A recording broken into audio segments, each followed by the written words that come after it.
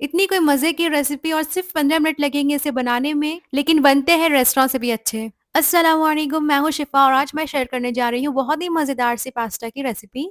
इस white sauce pasta को मैं 1 पॉट में तैयार करूँगी और ये बहुत ही मज़े के बनकर रेडी होते हैं, तो चलिए करते हैं रेसिपी को स्टार्ट। एक बोल में सबसे पहले ले लें पास्ता। मैं यहाँ पर 1 एंड हाफ कप पास्ता ले रही हूँ और आप कोई भी शेप की पास्ता ले सकते हैं। पास्ता की शेप से कोई मसला नहीं है, अगर आपके पास मैकरोनी अवेलेबल है तो आप उसे भी ले सकते हैं। मैं यहाँ पर ले रही हूँ पेने पास्ता। तो यहाँ मैंने 1 एंड हाफ कप पास्ता ले लिया है और अब चलते हैं इसकी नेक्स्ट प्रोसेस में। कोई भी पॉट या फिर पैन ले लें, उसमें सबसे पहले शामिल कर देंगे पास्ता। क्योंकि हमने 1 पॉट पास्ता बनाना है तो इसके लिए सारी की सारी चीज़ें हमने एक ही पॉट में शामिल कर देनी है। अलग से हमने पास्ता की जो बॉयलिंग है उसे नहीं करनी है, सब एक साथ ही हो जाएँगे। उसके बाद मैंने यहाँ पर लिया है चॉप्ड गार्लिक। गार्लिक के फ्लेवर बहुत ही मज़े के लगते हैं तो ज़रूर इसे शामिल करें। साथ ही मैंने यहाँ पर बटर ले लिया है 1 टेबलस्पून। 1 टीस्पून ले लिया है चिली फ्लेक्स और उसके बाद मैंने स्पिनच को क्रश करके ले लिया है। साथ ही मैंने यहाँ पर हाफ कप कॉर्न शामिल किया है। अगर ये अवेलेबल नहीं है तो इसे स्किप कर दें, ये बिल्कुल ऑप्शनल है। और स्पाइसेस में मैंने शामिल करना है सबसे पहले काली मिर्चों का पाउडर 1 टीस्पून, 1 टीस्पून शामिल कर दी हूँ थाइम। साथ ही हमने शामिल कर देना है 1 टीस्पून व्हाइट पेपर पाउडर यानी सफ़ेद दखनी मिर्च की पाउडर। टेस्ट के अकॉर्डिंग नमक शामिल कर दें और उसके बाद हमने शामिल कर देना है पानी। पानी की जो क्वांटिटी है मैं यहाँ पर 1 एंड हाफ कप यूज़ कर रही हूँ। बाद में अगर मज़ीद पानी की ज़रूरत हो तो मैं शामिल कर दूँगी। सबसे पहले तमाम चीज़ों को आपस में मिक्स कर दें और इससे सारी की सारी जो फ्लेवर है स्पाइसेस की वो मिक्स हो जाएगी अच्छी तरह से। पास्ता को हमने बिल्कुल भी ओवर बॉयल नहीं करना है, इसलिए पानी की जो क्वांटिटी है उसे ध्यान में रखिए। तो यहाँ मैंने बटर और तमाम चीज़ों को यानी स्पाइसेस को अच्छी तरह से पास्ता के साथ मिक्स कर दिया है। बटर और गार्लिक की जो फ्लेवर है वो पास्ता में बहुत ही अच्छी लगती है तो ज़रूर इसे शामिल करें।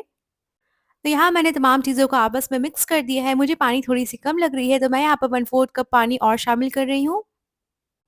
आप अपने पास्ता की जो साइज़ है उसके अकॉर्डिंग पानी शामिल करें और इसे कवर करके हमने अच्छी तरह से इसे कुक कर लेना है।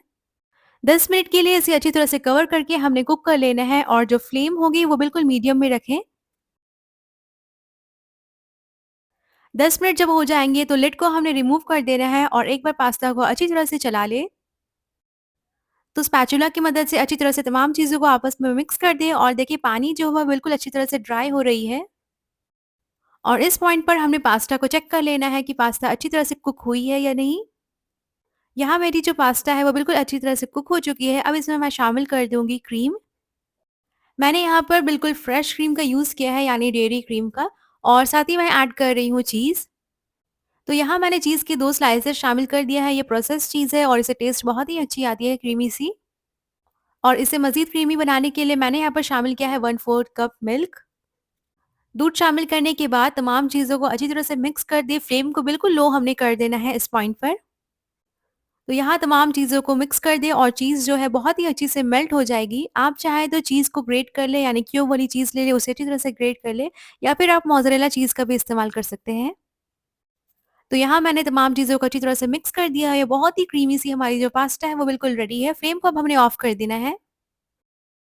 और ये देखिए बहुत ही मज़े की पास्ता जो रेडी है, इसे बिल्कुल फ़ौरन सर्व करें, बिल्कुल गरमा-गरम।